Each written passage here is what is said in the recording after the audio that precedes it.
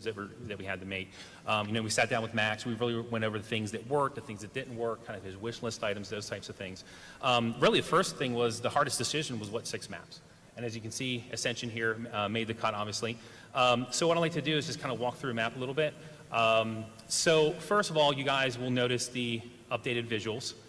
Now, I'm going to talk to the visuals just for a little bit as it relates to design, and then we'll kind of get into some of the wish list items and some of the other stuff that kind of was the results of the feedback that we got from talking with Max, as well as just all the research and everything that we do, listen to the community and listen to the fans. Obviously, you know, with Xbox One, oh, sorry, thank you. With the Xbox One, we're able to do an incredible amount of visual fidelity, but there's a challenge there.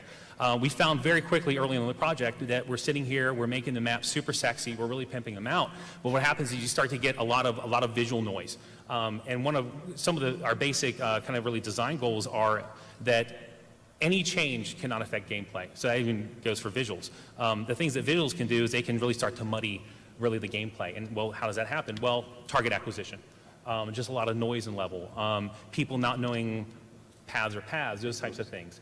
So you know that was a big challenge we tackled head on. So let me kind of point out some of the key visuals here.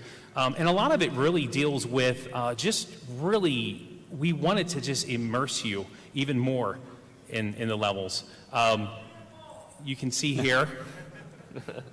So what our artists did here, obviously we have a beautiful skybox with the halo ring rotating around it. They basically created a halo ring that's to scale in game. And that's what you're seeing right now.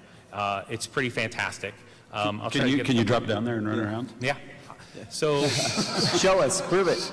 Totally do that. What I can do is give you guys a much better view of it, just to kind of give you a fantastic view Jump of just on the how ledge, much Merce, work to see how good you are. How much work went into this. So we're over here by the leap of faith. Oh, I'll jump. Okay, I'll jump. Nice. And you just don't really realize just how incredible the visuals are until you. Oh. So.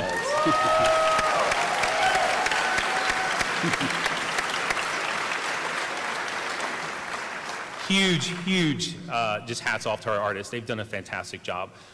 So obviously there's a lot of other things you guys can see, and I'll move through this pretty quickly. Just incredibly detailed terrain, natural features. The Forerunner structures are just gorgeous, just absolutely gorgeous.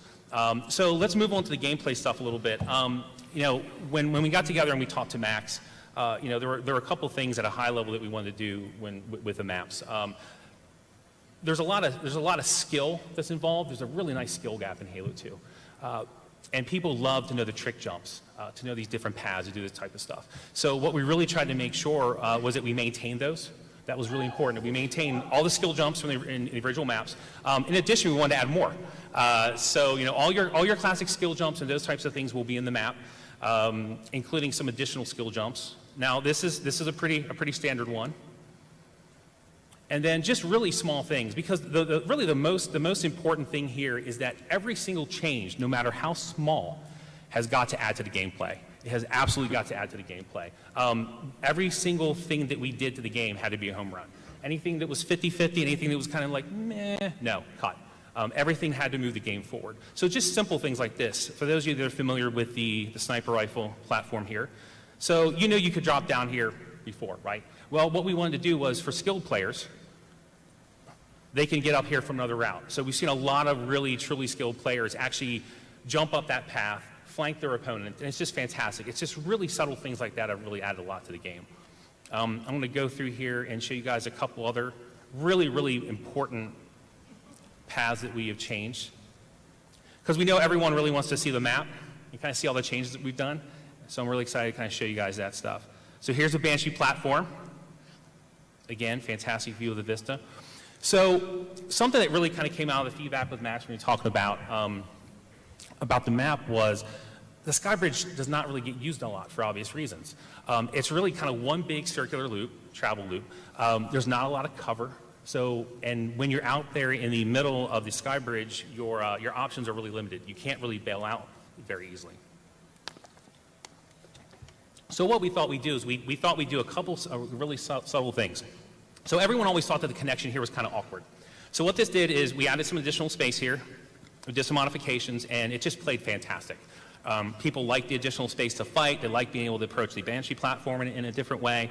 And then most importantly, one reason that people really didn't use the Sky Bridge a lot was they would get sniped from Big Tower, and that's fine. And what's really important about all these changes is that we've got to maintain the original spirit of the map. The original gameplay of the map, the original spirit of the map. The map, Halo 2 in general, and this map in particular, is really about the zone control, about controlling the big tower, about controlling the small tower. So we don't want to take that away from players, but we want to give the other players a chance to counter the people that hold these power positions. So you can see we've added some additional cover while running along here from the big tower.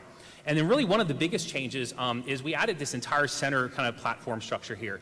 And it's fantastic. People really get a chance to kind of fight in here. It gives them a lot more tactical advantages or tactical strategies that they can do. And then, of course, this was originally an original skill jump. And, of course, I botched it. That's how you can tell it's a live build, when the lead designer is not paying attention and botches a skill jump, and I'll probably hear about that from QA on Monday. So what we did is we made this skill jump a little easier, but what's great is we noticed that more skillful players are now able to do this jump backwards. They're able to do all this type of stuff. So we haven't taken anything away, and we've added stuff, especially for your less skilled players or your more casual players. And by having this additional structure here, it's just really played well. It's so subtle, but it's just really worked out fantastic in terms of adding additional cover when you're trying to approach either way, either approaching the Banshee platform or attacking the big tower. There's a lot of other changes that we did. For instance, there weren't not a lot of long-range weapons around this area. We added a Covenant carbine here. It gives you a little bit to counter the BRs and the sniper rifle. Let me go up here to the big tower. So I think really one of the biggest things that we identified in this map, when talking with everyone, getting feedback, with talking with Max, is just the dominance of long-range combat in this level. So there's a number of things that we tried to do to kind of help along with this. We adjusted spawns, we added additional cover. I think one of the biggest changes, though, and the thing that I'm most excited about, is we've really tried to add a lot of dynamic elements into the maps. And what's neat about this? Wait, have you shown this yet? No. This is the first time anyone's seen this. Are you sure this. this is okay, Dennis? Wait, I didn't think you were going to show this, Dave. All right, okay. Do you guys want to see this? I didn't know we were showing this either, but there goes. We can't pull back now. No, now we're showing it. We're showing it now. So, when talking with Max, one of the wish listings for Max, and Max can verify this, is he wished that they had done. He wished that they had done a lot of the more dynamic stuff, like in Zanzibar. The bridges, the wheel, those types of things. Those people find those things exciting. So something that we've done with this map in particular is we have added an energy shield in the middle.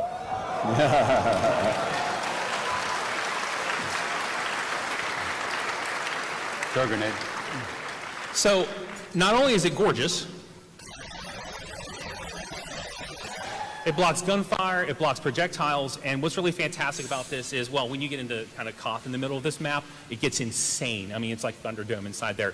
But what's really important about this is there are three control panels around the map.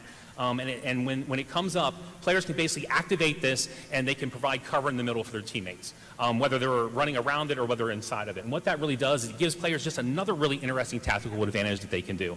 And it's just been fantastic to watch people hit the shield and then assault the big tower, assault the small tower. It's just been really, really exciting to see that type of stuff. And this is really, to go at a high level, this is the type of stuff that we're doing across all the maps, even though we haven't announced what the maps are yet. But you can expect to see this type of stuff. Really taking Zanzibar and spreading that throughout, kind of levels, as well as, going just above and beyond things like plasma coils and those types of things. Really trying to up the interactivity and stuff in the levels.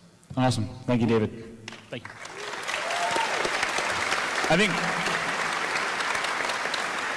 I think I'd love to go right from there, talking about how important it is maintaining, everything about the core Halo 2 experience. I'd love to get right into talking about the sandbox and how you did that with